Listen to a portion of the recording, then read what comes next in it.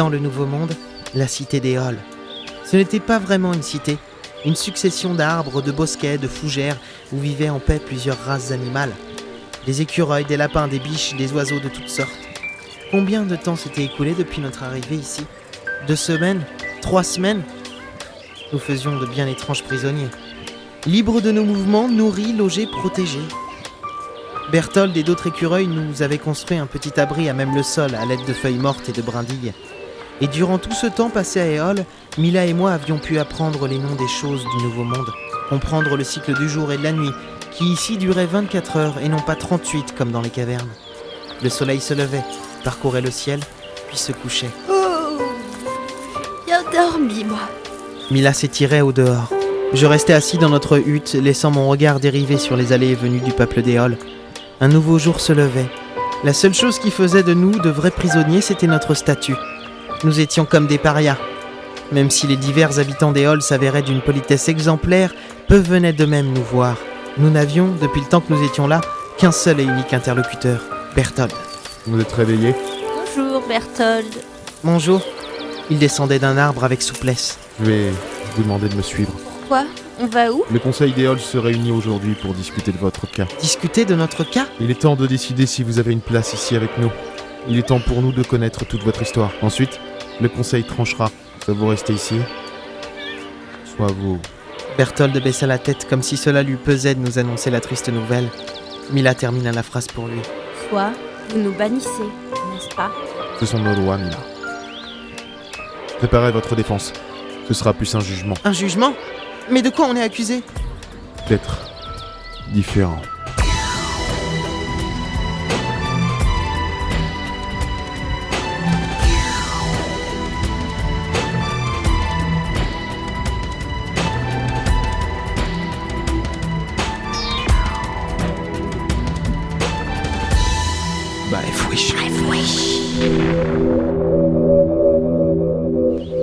Différent.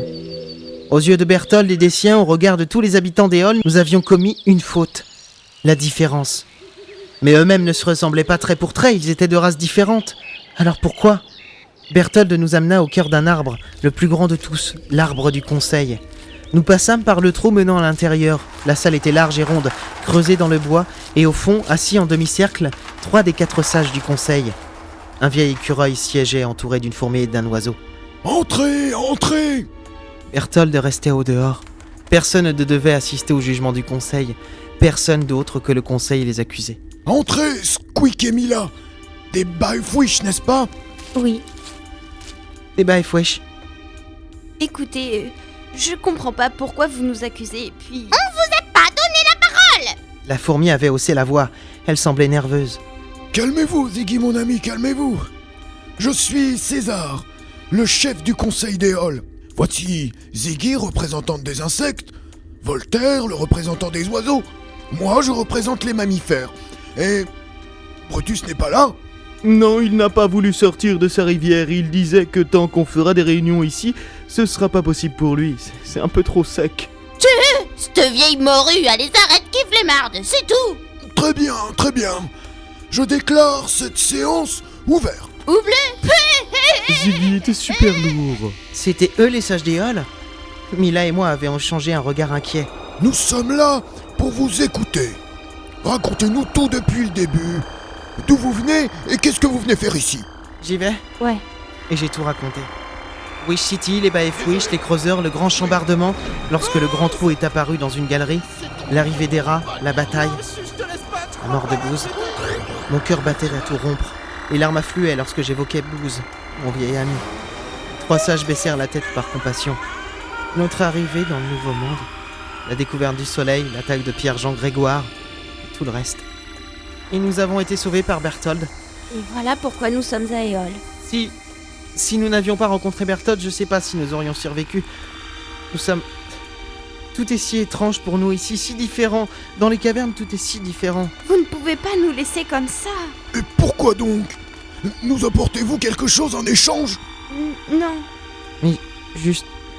par cœur. Le cœur. Ouais, le cœur. Il sait même pas ce que c'est que vivre ici. Vous appelez ça le Nouveau Monde, vous ? Dans notre monde à nous ? Une bien étrange histoire. Vous avez dû souffrir. Oui, souffrir. Nous avons perdu notre meilleur ami. Pour sauver notre monde à nous. Sauver votre monde, oui, mais avez-vous pensé un seul instant aux conséquences? Aux conséquences? Comment ça, les conséquences? Vous avez voulu emprisonner les rats dans la galerie Est, là où était le grand trou, n'est-ce pas? Oui, Et mais... le seul moyen de survivre était de passer ce même grand trou. Et donc, d'arriver dans notre monde. Ces rats-là ne sont pas comme les rats que nous connaissons d'après vos dires. Ils sont plus nombreux, plus vindicatifs, plus intelligents surtout. Et donc plus dangereux. C'est vrai, mais... Et où sont-ils désormais? Ils sont... Oui, Le vieux César avait le regard triste. Nous leur avions amené les rats, nous avions sauvé Wish City. Maintenant, Éole était sûrement en danger. Bah, Wish